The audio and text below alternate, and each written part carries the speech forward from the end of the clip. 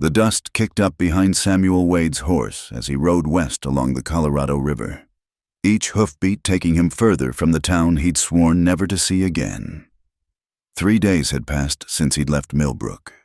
3 days since the incident that would haunt him forever. The leather reins cut into his palms where he gripped them too tight, knuckles white beneath the dirt and blood that hadn't quite washed clean. The sun hung merciless overhead, beating down on the red rocks and sparse vegetation that dotted the landscape. His mare, Buttercup, a name too gentle for such harsh country, snorted and shook her head, sensing water somewhere ahead.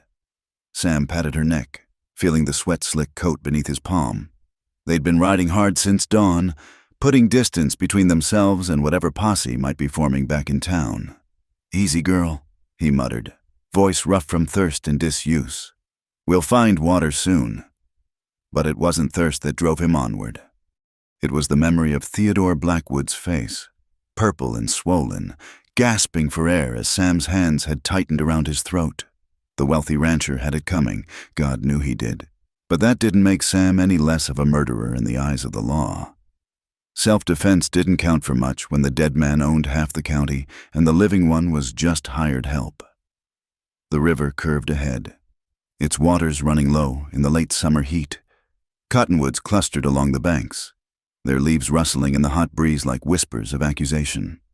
Sam had worked for Blackwood for 2 years, breaking horses, mending fences, keeping his head down and his mouth shut. He'd watched the man beat his workers, cheat his neighbors, and worse, things Sam didn't like to think about, involving the Mexican girls who worked in the big house. He'd kept quiet through it all, telling himself it wasn't his business, that a man needed steady work to survive. But when Blackwood had turned his attention to Maria, the cook's daughter, who couldn't have been more than 15, something inside Sam had snapped like a dry twig underfoot. The mare picked her way down a steep slope toward the river, loose rocks clattering beneath her hooves. Sam's Winchester rifle bounced against his leg with each step, a comfort and a burden both. He'd taken it from Blackwood's collection before fleeing, figured the man owed him that much at least. Along with the rifle, he'd grabbed ammunition, some dried beef, and a canteen that now hung nearly empty at his saddle horn. As they reached the river's edge, Sam dismounted, his boots hitting the sandy bank with a soft thud. His legs ached from hours in the saddle, and his shirt clung to his back with sweat. He was 32 years old, though the mirror in Blackwood's hallway had shown him a face that looked 10 years older, weathered by sun and wind, marked by lines that spoke of hard living and harder choices. He led Buttercup to the water, watching her drink deeply while he filled his canteen upstream. The water was warm and silty, but it was wet, and that was all that mattered. As he knelt by the river, Sam caught his reflection in a still pool, dark hair matted with dust, blue eyes that had lost something in the past 3 days, a jaw covered in stubble that was well on its way to becoming a beard. "You're a killer now, Sam Wade," he told his reflection. "No taking that back." The words hung in the air like smoke from a distant fire. He'd killed before, Apaches who'd raided the ranch, a Mexican bandit who'd tried to steal his horse. But those had been different. Those had been about survival, about protecting what was his.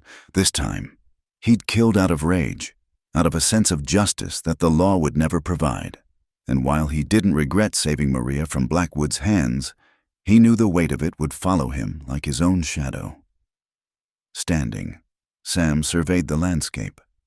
Red cliffs rose on either side of the river, carved by centuries of wind and water into fantastic shapes. Somewhere among those rocks, ancient peoples had left their mark, pictures painted on stone that told stories older than memory. This was Apache country, or had been before the army pushed them onto reservations. Now it belonged to whoever was strong enough to hold it, or desperate enough to hide in it. A hawk circled overhead, its cry echoing off the canyon walls. Sam watched it for a moment, envying its freedom, its distance from the petty cruelties of men. Then he turned back to his horse, checking her hooves for stones, running his hands along her legs to feel for heat or swelling. She was a good mare, worth more than he'd ever earned in honest wages. Another thing he'd stolen from a dead man. The rifle's weight felt heavier as he lifted it from the saddle to check the action. 5 rounds in the magazine, 1 in the chamber, and a box of 50 more in his saddlebags. Enough to make a stand if it came to that, though he hoped it wouldn't. He wasn't looking for more blood on his hands. As the sun began its slow descent toward the western horizon, painting the rocks in shades of gold and crimson, Sam made a decision. He'd follow the river for another day or two, then cut north into the mountains, maybe head for Colorado territory, or even Wyoming. Somewhere his name meant nothing, where a man could start fresh if such a thing was possible. But even as he swung back into the saddle, Sam knew that geography couldn't wash away guilt. The West was full of men running from something, from the law, from their past, from themselves. He was just another ghost drifting through the desert, looking for absolution in the emptiness. The river gurgled beside them as they rode, a sound both soothing and mocking. Water washed everything clean eventually, carved new channels through solid rock given enough time. But Sam Wade knew that some stains went deeper than any river could reach, straight down to a man's soul. As darkness began to gather in the canyon depths, he urged Buttercup onward, searching for a place to make camp. Tomorrow would bring what it would bring. For now, he was just a lone rider following a river, carrying his sins like saddlebags, hoping the weight might lessen with distance, but knowing deep down it never would. The morning sun climbed over the canyon rim, sending long shadows across the river bend where Sam had made camp the night before. He'd been riding for 4 days now, the memory of Millbrook growing distant but never fading. As he saddled Buttercup, the mare's ears pricked forward, catching something his human senses had missed. Steam rose from a cluster of rocks ahead, where the river curved sharply around a natural barrier of fallen boulders. Hot springs, Sam realized. He'd heard tell of them from old-timers who'd trapped these parts before the beaver played out. The sulfur smell drifted on the morning breeze, mixed with something else. Smoke from a fire. Maybe, though he saw none. He led Buttercup forward slowly, one hand resting on the Winchester's stock. The rocks formed a natural screen, and beyond them, he could hear something that made him freeze in his tracks. Laughter. Women's laughter. Light and musical, threading through the sound of splashing water. Every instinct told him to mount up and ride on. Nothing good came from surprising folks in their private moments, especially women. But Buttercup needed water, and the trail ahead looked to climb away from the river for miles. He tied the mare to a scrub oak, then crept forward on foot, meaning only to see if it was safe to approach. The hot spring pooled in a natural basin carved from red rock, steam rising like morning mist. 3 women were bathing there, their bronze skin glistening with water, long black hair flowing loose down their backs. Apache women, by their look, though Sam had learned not to judge by appearances alone. They moved through the water with an easy grace, unaware of his presence. The youngest one couldn't have been past 20 summers, with a face that would stop a man's heart at 50 paces. She dove beneath the surface, emerging with a laugh that rang like bells. The second was perhaps 5 years older, quieter in her movements, while the third, clearly the eldest at maybe 35, kept watch even as she bathed, her dark eyes scanning the rocks. Sam started to back away, face burning with shame at his unintended intrusion. His boot scraped against stone, a small sound that might as well have been a gunshot. 3 heads turned as one, eyes finding him instantly. The silence stretched taut as a bowstring. He raised both hands, showing empty palms. "I'm sorry," he called out in Spanish, hoping they might understand. "I didn't mean, I was just watering my horse." The eldest woman said something sharp in Apache to the others. They moved through the water toward where their clothes lay on the rocks. No panic in their movements, but no wasted motion either. Sam kept his hands visible, his eyes averted, though not before noticing the bruises that marked their arms and legs, purple-black against bronze skin. "You are alone?" The eldest woman spoke English, accented but clear. She had wrapped a blanket around herself, though water still dripped from her hair. "Yes, ma'am. Just passing through. I'll be on my way." "Wait." The youngest woman stepped forward, and Sam fought to keep his eyes on her face. She'd pulled on a deerskin dress but hadn't laced it properly, and wet hair clung to her shoulders. "You have the look of a man who runs—" Sam's hand twitched toward his gun, then stopped. "Don't we all run from something?" A ghost of a smile crossed her lips. "Some run, some chase. Which are you?" "Right now. I'm a man who stumbled where he shouldn't have. I'll leave you in peace." The middle woman finished dressing and joined them, moving with a slight limp Sam hadn't noticed before. Up close, he could see more bruises and what looked like rope marks on her wrists. The eldest noticed his gaze and pulled her blanket tighter. "You see much for a man who keeps his eyes down," she said. "I see enough to know you're in trouble, but it's none of my business." "No," the eldest agreed. "It is not." She studied him for a long moment. "You wear no badge. You are not soldier. What are you?" "Just a cowboy. Ma'am, was... Anyway, now I'm just a man heading nowhere in particular." The youngest woman laughed, but there was no humor in it. "A cowboy with blood on his hands and guilt in his eyes. I think you know about trouble. White man." Sam felt the truth of her words like a slap. These women saw through him as clear as spring water. "We've all got our burdens to carry. Some burdens chase us." The middle woman spoke for the first time, her voice soft but urgent. She glanced back the way they must have come, with horses and guns and ropes. The eldest silenced her with a look, but Sam had heard enough. Someone was hunting these women, and from the marks on their bodies, they'd already been caught at least once. He thought of Maria back in Millbrook, of all the times he'd looked away when he should have acted. "How far behind?"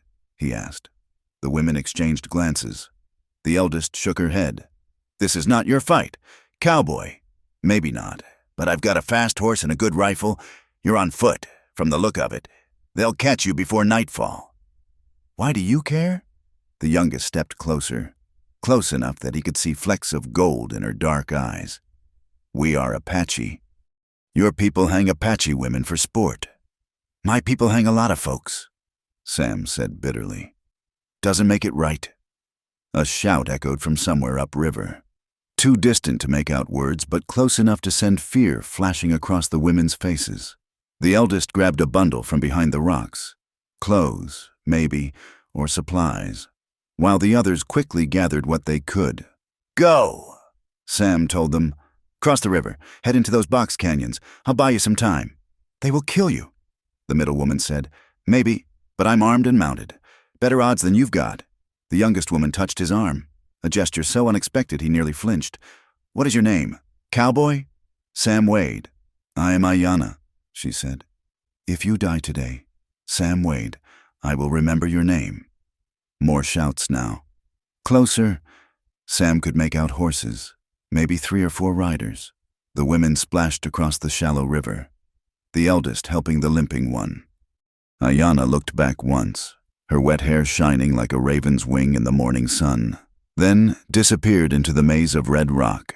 Sam hurried back to Buttercup, checking his rifle and counting his options. He could ride on, pretend he'd never seen them. It would be the smart play. But Smart had fled the day he'd wrapped his hands around Blackwood's throat. Now there was only right and wrong. And for once, the choice seemed clear. He positioned himself among the rocks where he'd have cover and a clear view of the approach. The hot spring still steamed peacefully, but the laughter was gone, replaced by the thunder of his own heartbeat and the growing sound of horses. Whatever came next, Sam Wade would not ride away. Not this time. Sam crouched behind the rocks, studying the scattered evidence around the hot spring.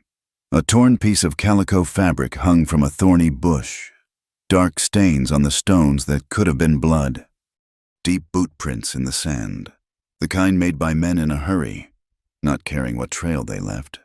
The women's fear made sense now. This wasn't their first time running. He picked up the fabric, feeling its quality. Not Apache weaving, this was trader cloth, the kind sold at military posts. One of the women had been wearing a mix of traditional and white clothing. His mind worked through the implications as hoofbeats grew louder, near the water's edge. He found more signs, a broken leather thong, the kind used for binding wrists, marks in the dirt where someone had been dragged. His jaw tightened. Whatever these women were running from, it wasn't the law, not any law worth respecting. Anyway, they stopped here maybe 6 hours ago, Sam muttered to himself, reading the sign. The women had been careful, but their hunters hadn't bothered.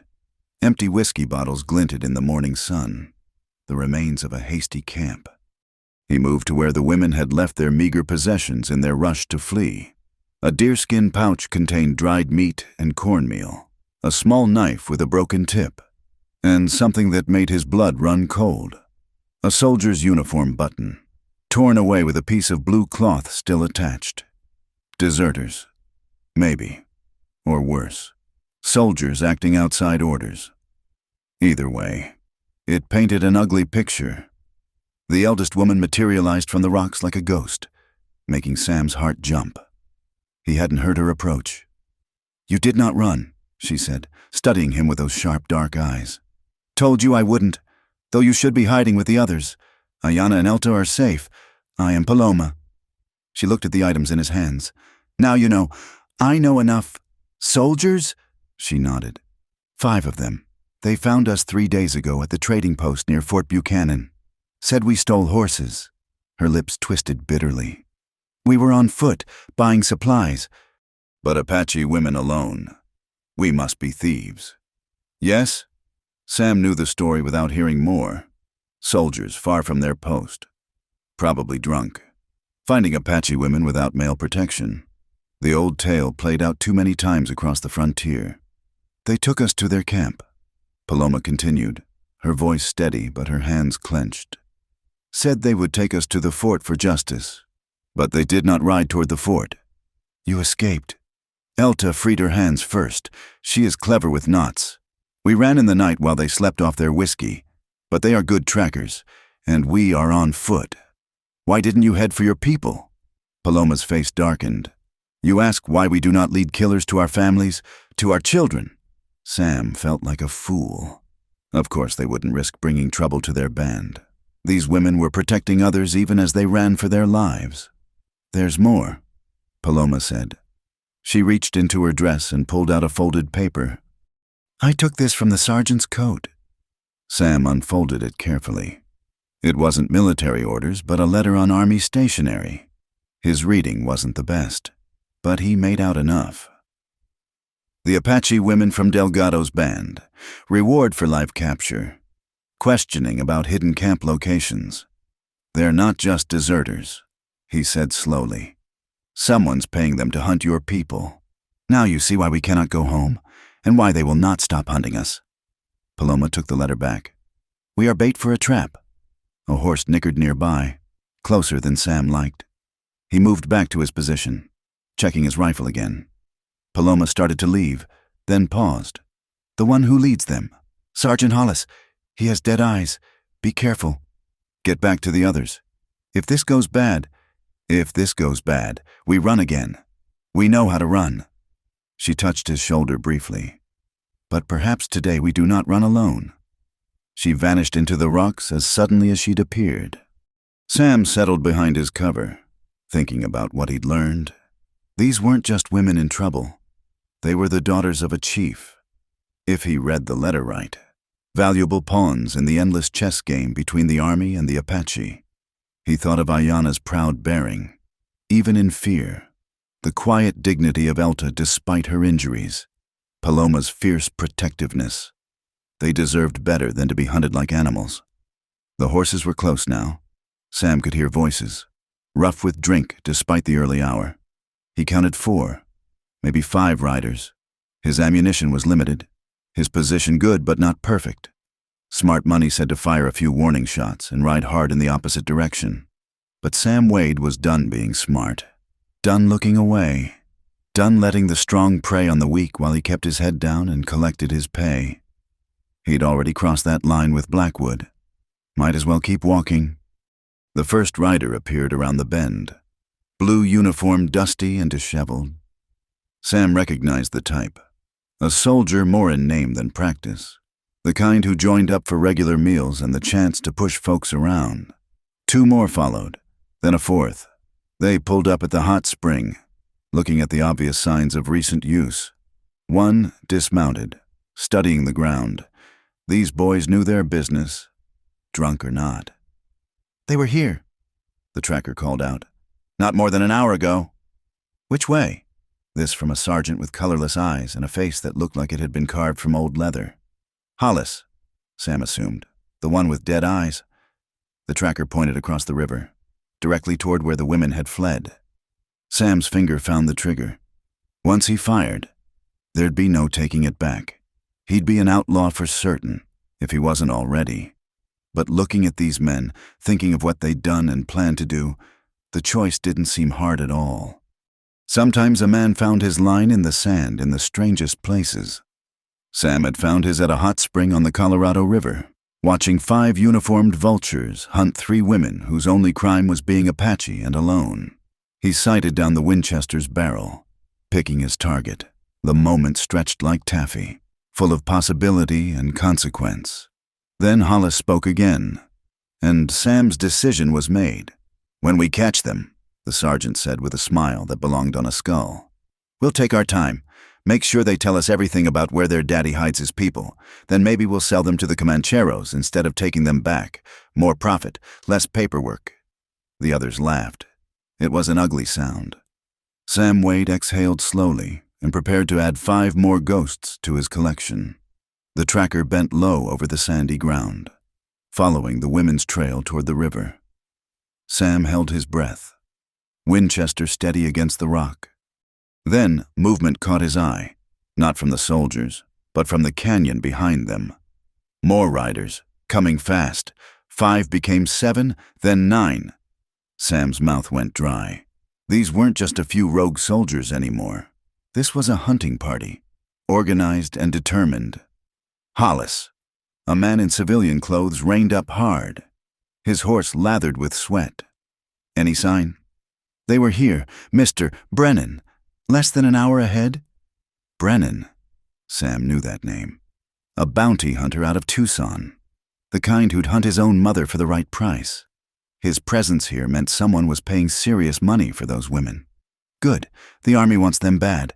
Something about their father having information on gold deposits in the Dragoon Mountains.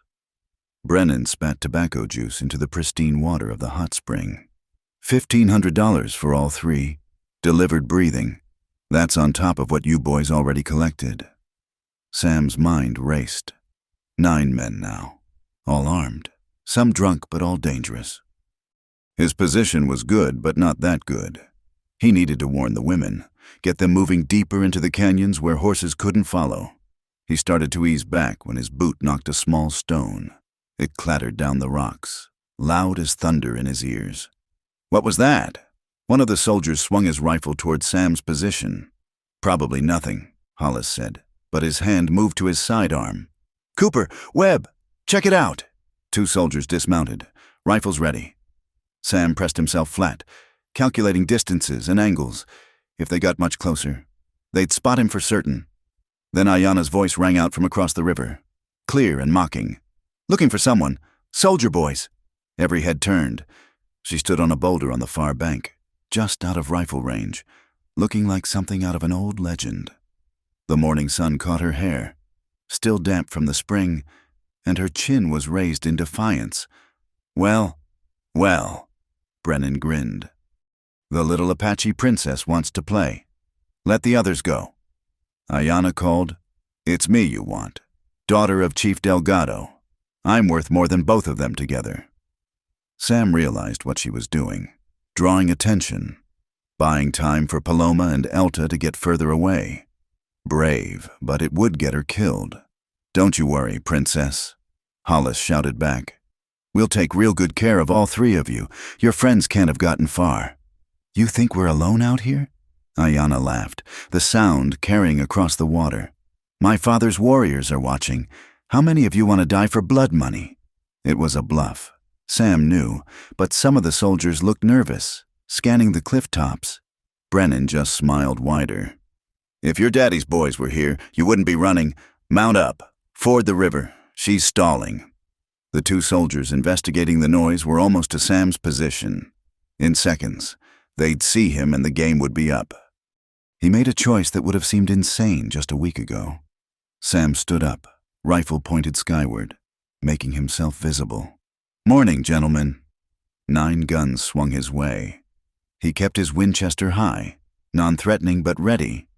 "Who the hell are you?" Brennan demanded. "Sam Wade. Just a traveler who doesn't much care for the odds here. 9 armed men hunting 3 women?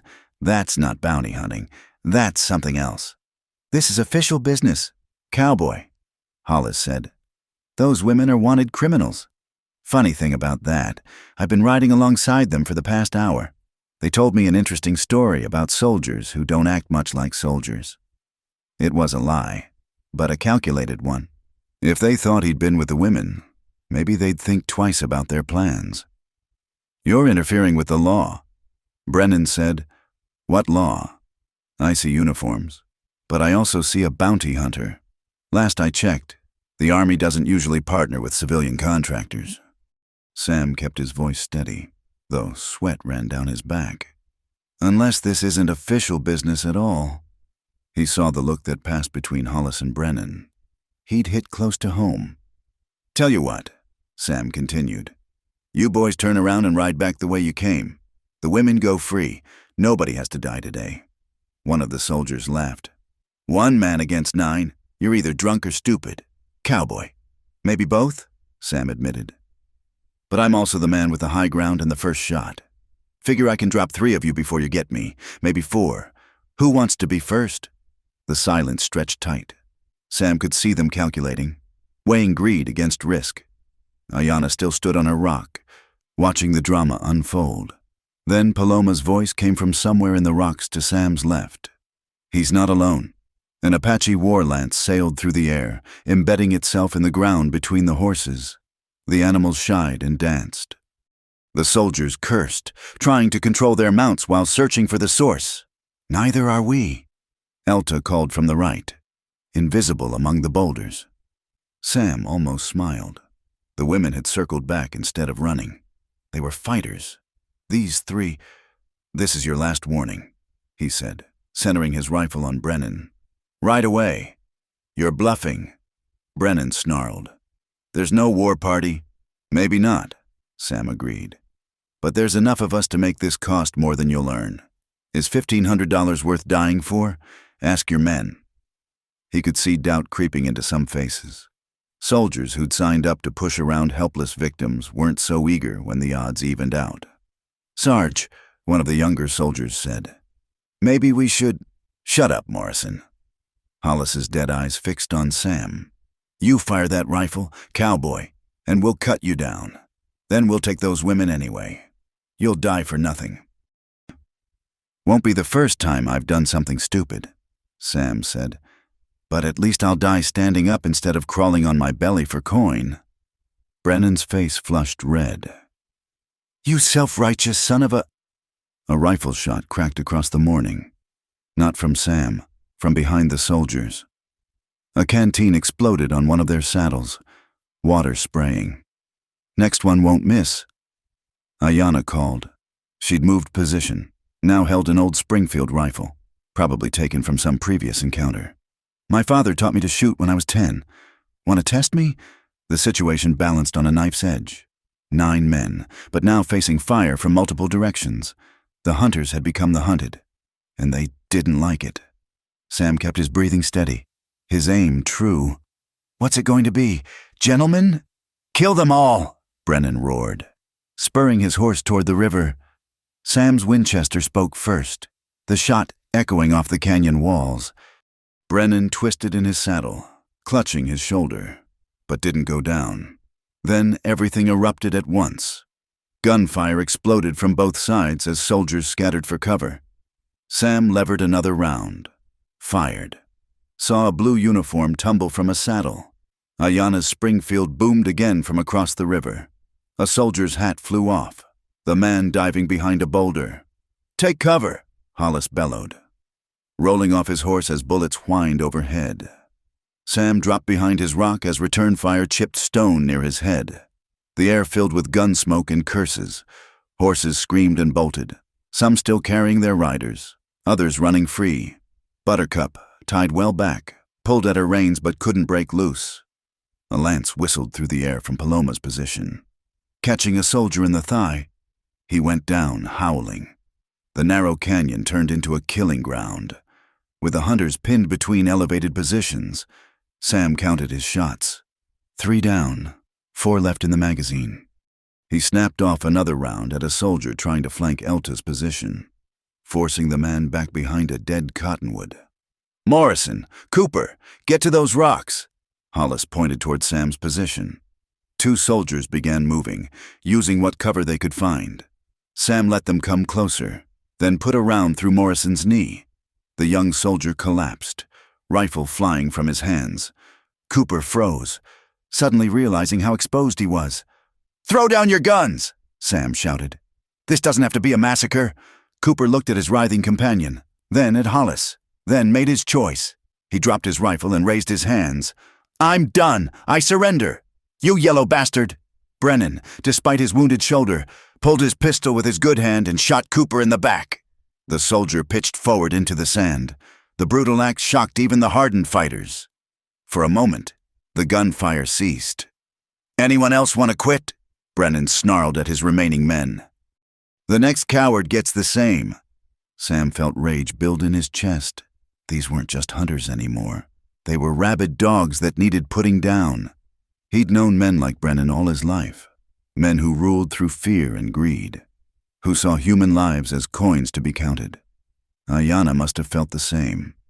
Her next shot took Brennan's hat off, creasing his scalp. Blood ran down his face as he cursed and sought cover. The battle resumed with renewed fury. Sam's rifle barked steadily, each shot carefully placed. Empty brass casings glittered around his boots. Across the canyon, he could hear Elta's lighter rifle and Paloma's war cries as she threw anything she could find, rocks, lances, even burning brands from their old campfire. A soldier named Webb tried to circle behind Sam's position. Sam heard him coming, boots scraping on stone. He waited until the man was close, then swung his rifle butt hard into Webb's jaw. The soldier went down like a poleaxed steer. 4 men still fighting. Hollis had taken command, organizing what defense he could. They'd formed up behind a cluster of boulders near the hot spring, pouring fire at any movement. Sam's rifle clicked empty. He ducked down to reload, fingers working by feel as bullets cracked overhead. 5 rounds left in his ammunition pouch. After that, it would come down to his Colt and whatever fight was left in him. "Wade!" Hollis called out. "You're almost dry. I could tell. We've got ammunition to burn. Give up now, and I might let you live." "Like you let Cooper live?" Sam slammed his rifle butt against the rock. "I've seen how you treat surrenders." A scream from across the river made Sam's blood freeze. He looked up to see Ayanna grappling with a soldier who'd somehow circled around. They struggled on the rocks, dangerously close to the edge of a 20-foot drop. Without thinking, Sam broke cover, running toward the river. Bullets kicked up sand around his feet. He dove behind a fallen log as wood exploded above his head. The soldier, a sergeant by his stripes, had Ayanna's rifle and was trying to club her with it. She fought like a wildcat, but he had weight and reach on her. They teetered on the edge. Sam lined up his shot, but they were moving too much. One wrong move and he'd hit Ayanna. His hands shook, not from fear, but from the memory of another woman he'd failed to save in time. Then Elta appeared like a ghost, her knife flashing. The sergeant screamed, dropping the rifle to clutch his side. Ayanna didn't waste the opportunity. She planted both hands on his chest and shoved. He tumbled backward off the rocks, landing with a splash in the river below. "Behind you!" Sam yelled.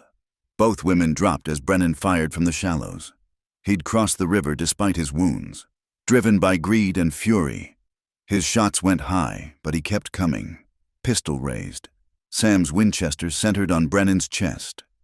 The bounty hunter saw him, started to swing his pistol around. Time slowed to honey. The rifle bucked against Sam's shoulder. Brennan staggered, looking down at the spreading red stain on his shirt with something like surprise. His pistol dropped from nerveless fingers. $1,500, he gasped, falling to his knees in the water. "Would have set me up for life." "Wrong bet," Sam said quietly. Brennan pitched forward into the river. The current took him, rolling the body downstream like any other piece of driftwood. 3 soldiers left, including Hollis. The sergeant's dead eyes tracked Sam's movement as he found new cover. The odds were evening, but ammunition was running low on both sides. "It's over, Hollis," Sam called. "Brennan's dead. Half your men are down. Ride away while you can. Not without those women." Hollis's voice carried cold determination. "I've got orders." "From who? The Army doesn't operate like this. The Army operates how it needs to." Hollis rose slightly, snapping off 2 quick shots that drove Sam down. "Those women know where Delgado hides. That information's worth more than gold." Paloma's voice rang out. "Hard as iron. We'll die before we betray our people." "That can be arranged," Hollis replied. But his remaining men were wavering. Sam could see it in their movements, the way they kept glancing at their dead companions. Soldiers followed orders, but they also wanted to live. A war whoop split the air, not from the women, but from the canyon mouth behind Hollis's position. The sergeant spun around, and his face went pale. "Apache," one of his men whispered. "Real Apache warriors." Sam couldn't see them, but he heard horses, heard voices calling in Apache. The women answered back, their voices lifting in recognition and relief. "Sarge," the youngest surviving soldier said, voice cracking. "We need to go, now." Hollis looked at his 2 remaining men, at the bodies scattered around the hot spring, at the canyon walls that suddenly seemed to press in from all sides. His dead eyes showed the first flicker of emotion Sam had seen. Fear. "This isn't over," he called to Sam. "You've made an enemy of the United States Army today." "Get in line," Sam replied. The 3 soldiers backed toward their horses, weapons still raised. They mounted clumsily.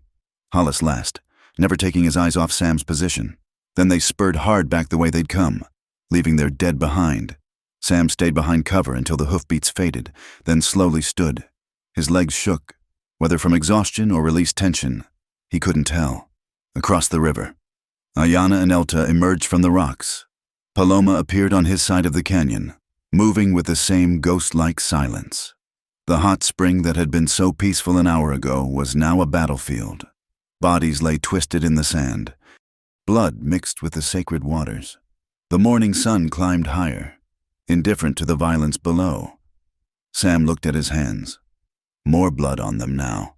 More ghosts to carry. But as Ayana waded across the river toward him, her face fierce with survival and something else, respect. Maybe he found he could bear the weight. At least this time, he'd stood his ground. The Apache warriors emerged from the canyon like shadows given form, 5 men on painted ponies, rifles ready but not aimed. Their leader, a man perhaps 40 years old with a silver threading through his long hair, surveyed the battlefield with eyes that missed nothing. Ayana ran to him, speaking rapidly in Apache. Sam caught a few words. "Father, soldiers, white man who helped." The leader's gaze found Sam, weighing him like a banker weighs gold. "You are the one who stood with my daughters." The man spoke English with barely an accent. "Your daughters." Sam kept his rifle lowered but ready. "You're Chief Delgado." "I am."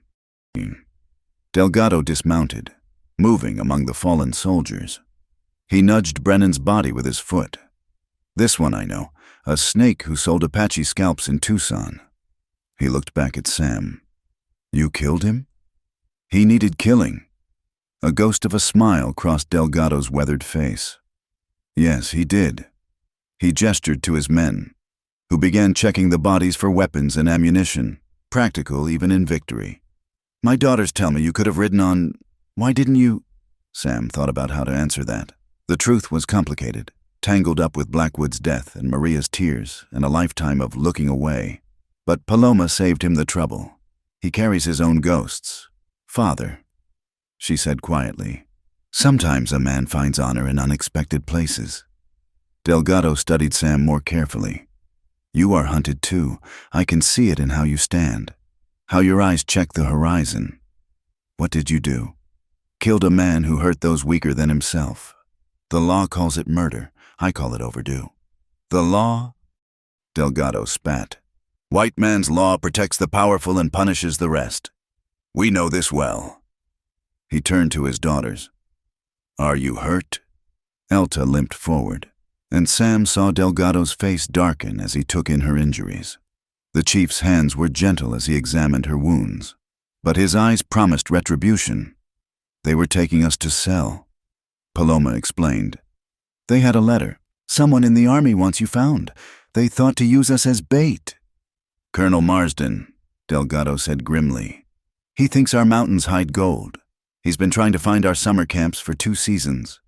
He looked at the scattered bodies again. Now he sends soldiers to kidnap women. There is no bottom to their dishonor.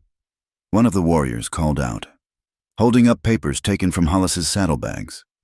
Delgado read them, his expression growing darker with each page. This goes beyond Marsden. Orders from Fort Grant, Fort Bowie. They're planning a campaign. These women were just the beginning. He folded the papers carefully. We must move the band deeper into the mountains. Ayanna had been silent through this exchange, but now she stepped forward. Father, this man risked everything for strangers. We owe him a debt. Yes, Delgado agreed. We do. He faced Sam directly. You've made powerful enemies today. Sam Wade, that sergeant who escaped, Hollis, he'll report to his superiors. They'll add your name to their lists. My name's already on lists. One more won't matter.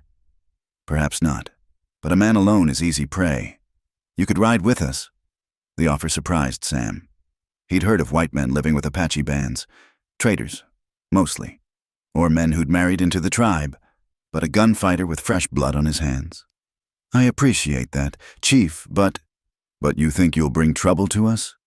Delgado almost smiled. Look around. Trouble has already found us. At least with you. We'd know which direction it's coming from. Elta spoke up for the first time since the fighting. He fights with honor. Father, that's rare in any man, red or white. Sam felt the weight of their eyes.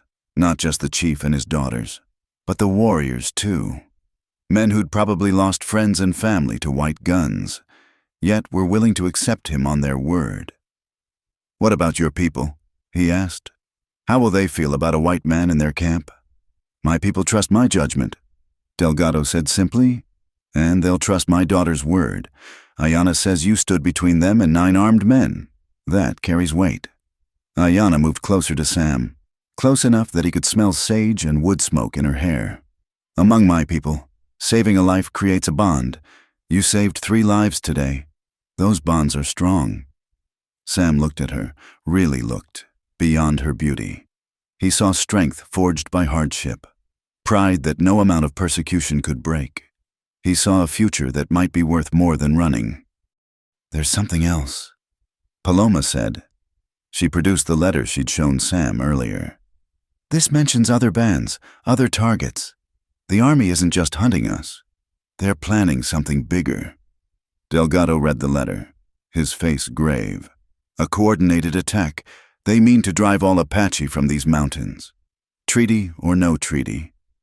He looked at Sam. Your choice grows more important. Ride alone and be hunted like a rabbit. Ride with us and perhaps help prevent a massacre.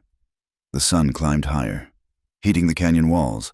Buzzards circled overhead, drawn by the scent of death. Soon, other soldiers would come looking for their missing comrades. This place would crawl with blue uniforms. I need to ask something, Sam said. If I ride with you, it won't be as a white man playing Indian. I'm not looking to become something I'm not, but I'll fight alongside you, scout for you, do whatever needs doing. Can your people accept that? Delgado nodded slowly. A man who knows himself is worth 10 who pretend, yes, that would be acceptable. One of the warriors said something in Apache. Delgado responded, and the man laughed. Not mockingly, but with genuine humor. Nantan says any white man crazy enough to fight 9 soldiers for Apache women is welcome in his wiki-up. He wants to hear the story. It's not much of a story. Sam said, I saw something wrong and acted. Should have done it years ago with other wrongs. The past is a ghost. Delgado said, what matters is the choice before us now. He extended his hand.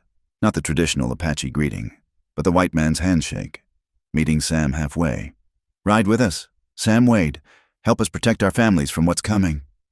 Sam looked at the offered hand, at the bodies cooling in the morning sun, at Buttercup waiting patiently among the rocks.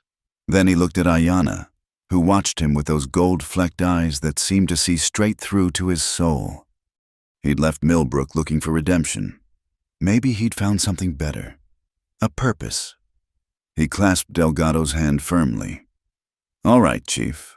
I'll ride with you." Ayanna smiled, the first genuine smile he'd seen from her. It transformed her face from merely beautiful to something that made his chest tight. "Then we should move," Paloma said practically. "Those who escaped will bring others." The warriors were already gathering weapons from the fallen, loading them onto captured horses. Waste not in the desert. Sam retrieved his rifle and moved to where Buttercup waited. As he checked his saddle, Ayanna appeared beside him. "You made the right choice." "Did I? Your father's right. I'll bring trouble." "We are Apache," she said simply. "Trouble is our birth gift. At least now we'll face it with another rifle, another friend." Friend. The word sat strangely on Sam's ears. He'd had partners, employers, drinking companions. But friends, those were rare as water in the desert. "Mount up," Delgado called. "We have miles to cover before dark." As Sam swung into his saddle, he took one last look at the hot spring. Bodies lay scattered like broken dolls, blood soaking into sand that had seen too much killing over the years. But he'd made his stand here, chosen a side, found something worth fighting for. The past was indeed a ghost, but maybe, just maybe, the future held something more than running. The canyon narrowed as they rode deeper into Apache territory, red walls rising like ancient cathedral spires. Sam had been riding with Delgado's band for 2 hours when the sound came, cavalry bugles, distant but unmistakable. "How many?" Delgado asked Nantan, who'd been scouting their back trail. "2 companies, maybe more. They found the bodies." Nantan's paint pony danced nervously. "Coming fast." Sam knew what 2 companies meant. Over 100 soldiers. The 5 dead men at the hot spring had stirred a hornet's nest. "There," Ayanna pointed to a side canyon. "Devil's Throat. Father. Remember?" Delgado nodded grimly. "Yes, it will do." He turned to Sam. "Can you hold a position while outnumbered 20-1? Depends on the position. This one is good. Very good. But timing will be everything." They pushed the horses hard up the narrow defile. The canyon bent sharply, then opened into a bowl-shaped area surrounded by high walls. At the far end, another narrow passage led deeper into the mountains. It was a perfect trap, or tomb, depending on how things played.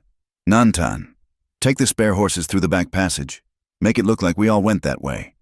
Delgado was already positioning his warriors. "Leave clear tracks." As Nantan departed with the horses, Paloma and Elta began gathering ammunition from the captured army supplies. Ayanna loaded the Springfield she'd taken, her movements quick and sure.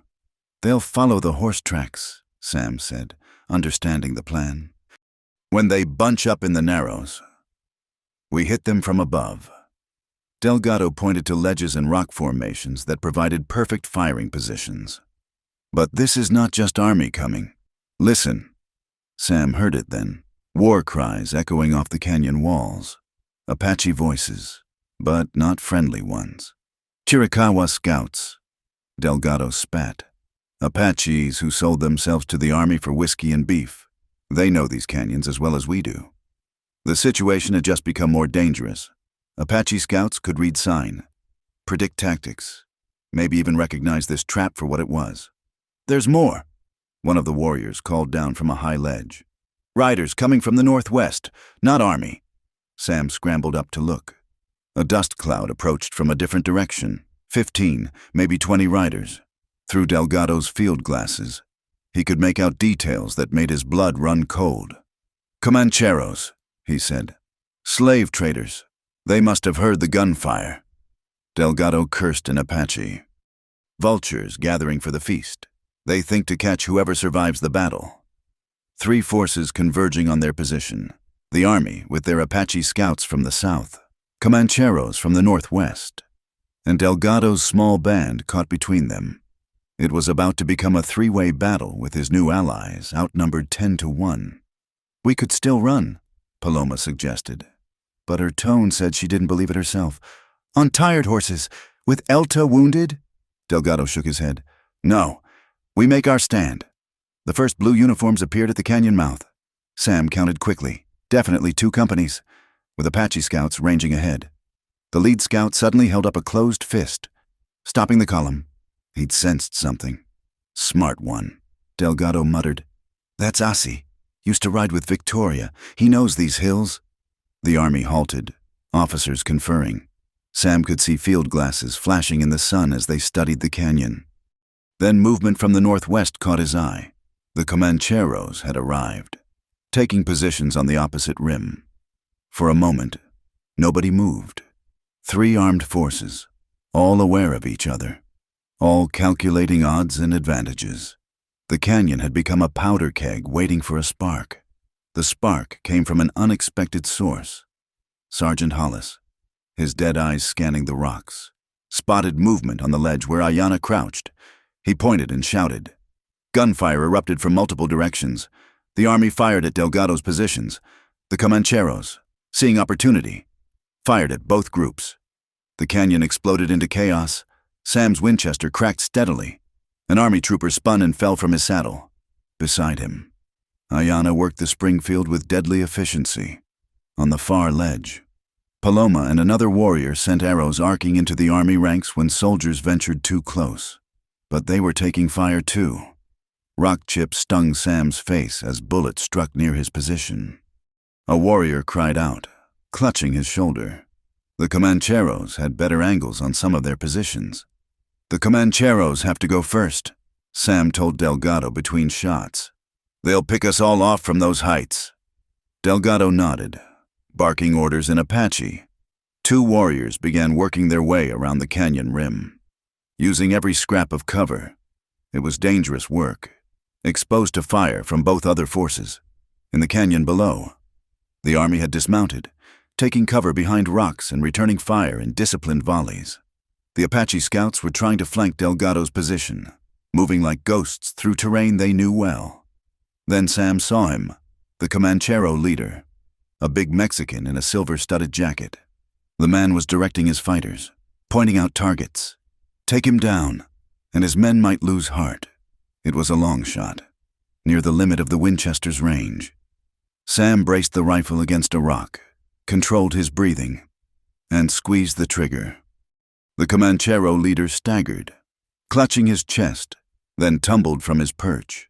His men shouted in alarm, some rushing to their fallen chief, others firing wildly at Sam's position. "Good shot," Ayanna said, then gasped as a bullet creased her arm. Blood seeped through her sleeve. "You're hit. It's nothing. Keep shooting." But Sam could see it was more than nothing. Blood ran freely down her arm, and her face had gone pale. He tore a strip from his shirt, binding the wound while she protested. Below, something had changed. The Apache scouts and army soldiers were no longer advancing. Instead, they seemed to be pulling back, taking defensive positions. Sam soon saw why. The Comancheros, enraged by their leader's death, were pouring fire into the army positions as well as Delgado's. What had been a hunt had become a melee, with all 3 groups fighting for survival. "Look there." Delgado pointed. Sam saw it. A troop of cavalry approaching from the east. Reinforcements for somebody, but whose? As they drew closer, he made out their guidon. Regular army, not Arizona militia. 4th Cavalry. Delgado said, "Colonel Mackenzie's regiment.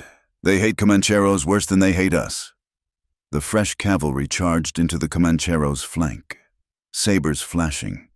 The slave traders, caught between the anvil of the canyon and the hammer of Mackenzie's troopers, broke and scattered. Some tried to flee northwest, only to run into the warriors Delgado had sent around the rim. It was slaughter, brief and brutal. Within minutes, the Comanchero threat was eliminated, but that left 2 forces, the army and Delgado's band, still facing each other across a canyon littered with dead and dying. A bugle sounded. The shooting gradually stopped, replaced by an eerie silence broken only by the moans of wounded men and horses. A colonel rode forward. Mackenzie himself, Sam guessed, gray-bearded, ramrod straight in the saddle despite his age. He surveyed the carnage with the eye of a professional soldier. "Chief Delgado," he called out. "I see you've been busy." "Colonel Mackenzie." Delgado's voice carried clearly. "We defend ourselves. Nothing more. From what I can see, you've done a good job of it. I count 5 dead soldiers at a hot spring, 20 dead Comancheros here, and God knows what else." Mackenzie removed his hat, wiping sweat from his brow. "There's a white man with you. Who is he?" Before Delgado could answer, Sam called out, "Sam Wade, Colonel, former cowhand, current fugitive, and the man who killed those soldiers at the hot spring." Murmurs ran through the army ranks. Mackenzie raised his field glasses, studying Sam for a long moment. "Why?" the colonel asked simply. "They were hunting women for sport and profit. I object to that." "So you sided with the Apache?" "I sided with right against wrong. The uniform didn't enter into it." Mackenzie was quiet for a moment. When he spoke again, his voice carried a note of something, respect, maybe, or understanding. "Sergeant Hollis tells a different story, says the Apache women are criminals, that you ambushed soldiers performing their duty. Sergeant Hollis is a liar and a coward who runs from a fair fight." Sam replied, "Check his story against the evidence. Those women were beaten, bound. That's not how you treat criminals. That's how you treat slaves." Another long silence.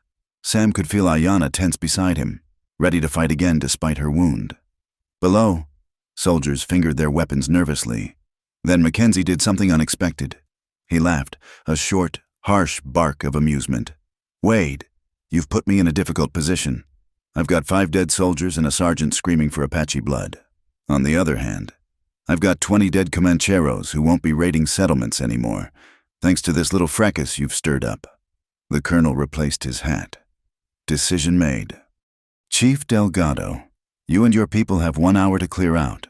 After that, I'll have to come looking, and we both know how that ends." "And the white man?" Delgado asked. Mackenzie's eyes found Sam again. "Wade made his choice. He can live with the consequences. But if I see him again, I'll hang him as a traitor and murderer." "Clear?" "Clear," Sam called back. 1 hour, Mackenzie repeated, then wheeled his horse. "Battalion, reform ranks, we're moving out!" The army withdrew in good order, collecting their dead and wounded. Hollis shot one last venomous look at Sam before riding away. Within minutes, the canyon was empty except for Delgado's band and the scattered Comanchero dead. "Mackenzie is a hard man but fair," Delgado said. "He gave us more than I expected." "An hour isn't much," Sam pointed out. "It's enough. We know these mountains. They don't—" Delgado looked at his wounded warrior and his daughters. "But this changes things. They'll come in force now, try to clear all Apache from these lands. The war we've avoided is here." As they prepared to move out, Ayanna touched Sam's arm with her good hand. "You could have claimed innocence, said we forced you." Mackenzie might have believed it. "Would you have believed it?" She smiled, that transforming expression that made the carnage around them seem distant. "No, you're many things, Sam Wade, but a coward isn't one of them." They mounted up, Elta riding double with a warrior due to her injuries. As they filed through the back passage, Sam took one last look at the killing ground. 3 forces had met here, driven by greed, duty, and survival.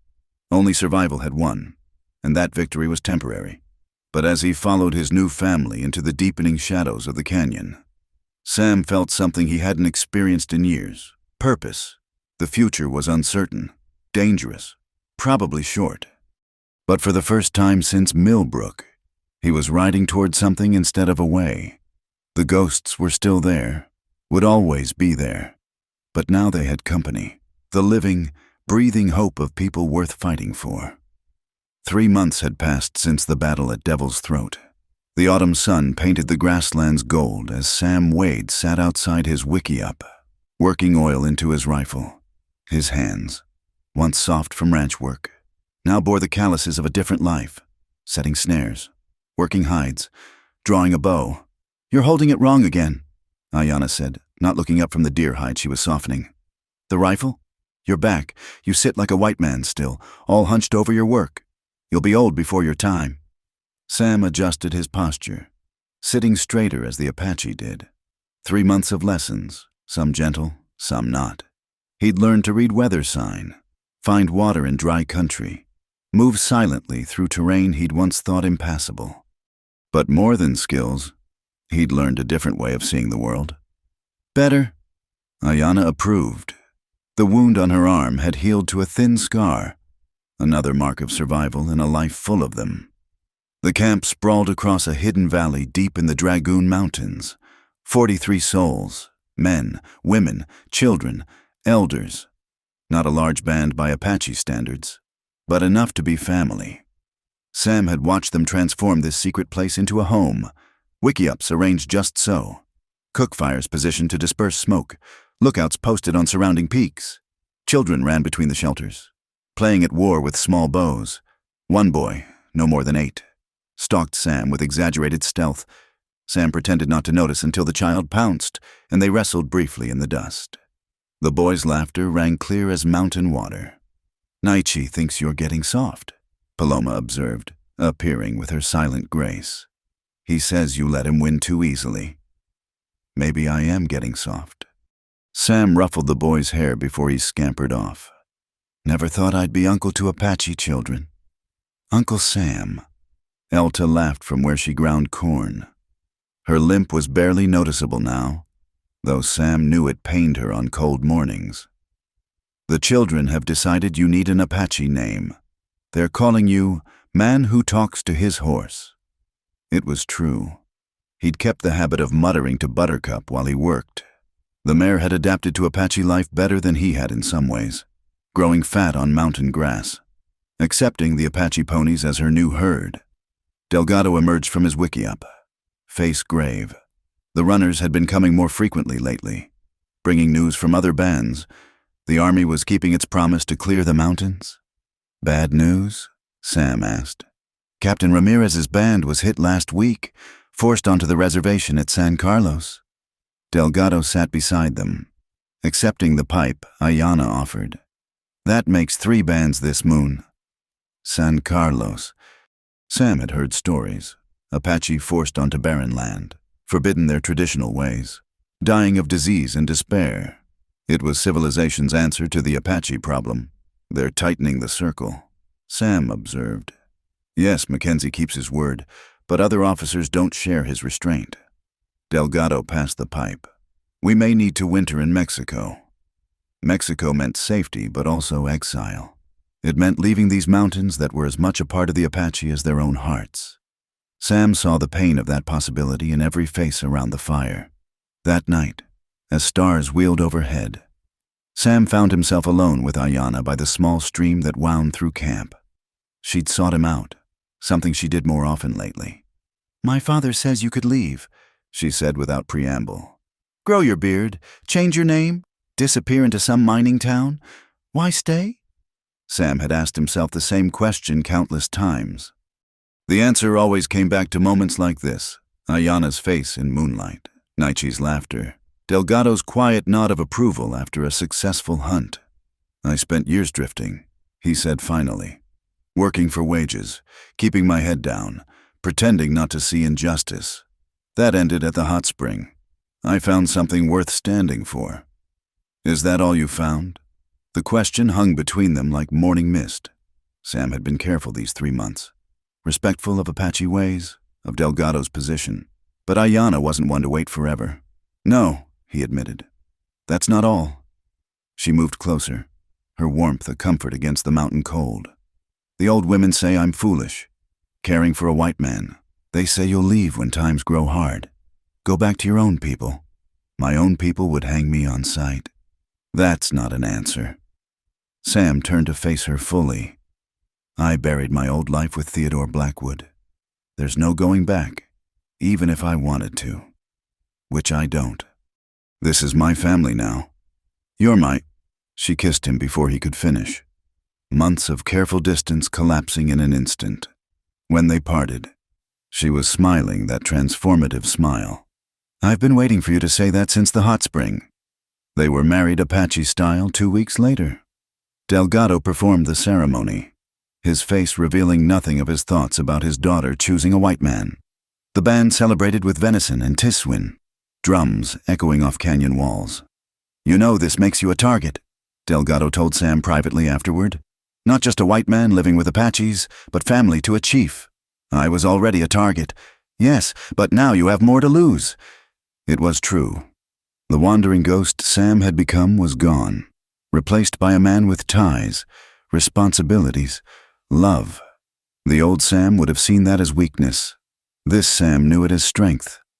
Winter came early, driving them to lower elevations. They moved camp frequently, staying ahead of army patrols. Sam's skills grew daily. He could track like Nantan now, shoot a bow nearly as well as rifle. But more importantly, he learned the stories, the traditions, the complex web of relationships that bound the people together. On a crisp morning in late autumn, as the band prepared to move again, riders appeared on the eastern ridge. Sam reached for his rifle, then relaxed. These were Apache, but not their band. The riders brought an invitation.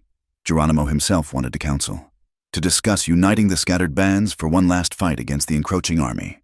It was a crossroads moment, fight or flee, resist or surrender. "What will you counsel, husband?" Ayanna asked as they broke camp. She'd taken to calling him that in English, savoring the word. "I'm no chief. That's your father's decision. But he values your thoughts. You've seen both worlds." Sam looked around at the camp he'd come to love. Children helping their mothers pack, warriors checking weapons, elders carefully wrapping sacred items. This life, hard as it was, had a beauty and purpose his old existence had lacked. "I think," he said slowly, "that sometimes a man has to fight for his home, even when the odds seem impossible. The alternative is a slow death on the reservation." Ayanna nodded, unsurprised.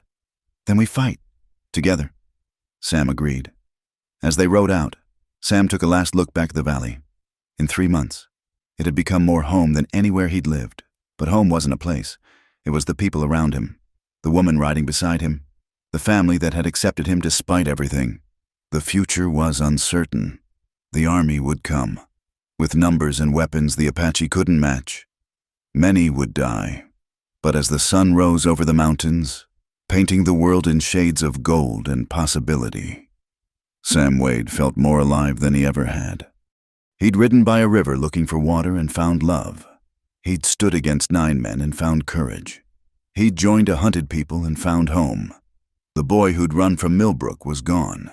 In his place rode a man who knew exactly where he belonged, beside Ayanna, among the people, facing whatever came with eyes wide open and heart committed. Some stories end with sunset rides into the distance. This one ended with a sunrise and a choice to stay, to fight, to love, in the harsh beauty of Apache country.